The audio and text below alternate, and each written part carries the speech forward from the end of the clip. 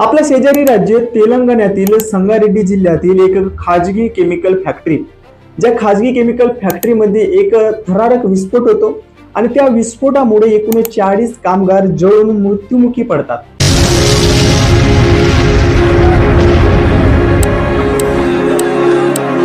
40 कामगार मित्रांनो, 40 कामगार जे मृत्युमुखी पडले।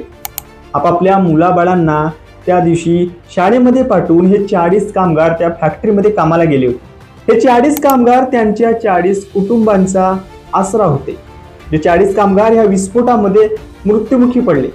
माहितीप्रमाणे हा विस्फोट त्या फॅक्टरीमध्ये असलेल्या स्प्रे ड्रायर मशीनच्या विस्फोटामुळे झालेला आहे। सांगितलं जातं की त्या स्प्रे ड्रायर मशीनची गेल्या कित्येक वर्षापासून देखरेख केली गेली नव्हती, ज्यामुळे त्या मशीनचा विस्फोट झाला आणि एकूण 40 कामगार मृत्युमुखी पडले। मित्रांनो, महत्त्वाचं म्हणजे ह्या घटनेला घेऊन, ह्या 40 मृत्युमुखी पडलेल्या कामगारांना घेऊन आज आपला संपूर्ण देश गप्प बसलेला आहे।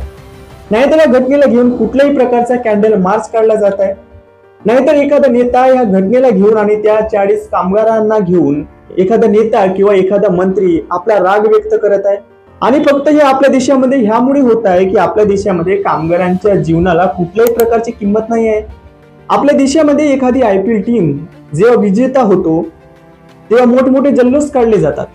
आपल्या देशाचा एखादा यान जेव्हा चंद्रावर पोहोचतो तेव्हा त्या घटनेला आपला संपूर्ण देश एका त्योहारासारखा साजरा करतो। मात्र आपल्या देशामध्ये एका कामगारांना घेऊन जेव्हा अशा घटना होतात तेव्हा आपला संपूर्ण देश जो आहे तो गप्प बसून राहतो। काय हाच आपला देश आहे? आणि काय हीच आपल्या देशातील कामगारांच्या जीवनाची किंमत आहे? आणि काय हाच आहे 2047 मध्ये विकसित होणारा आपला देश भारत?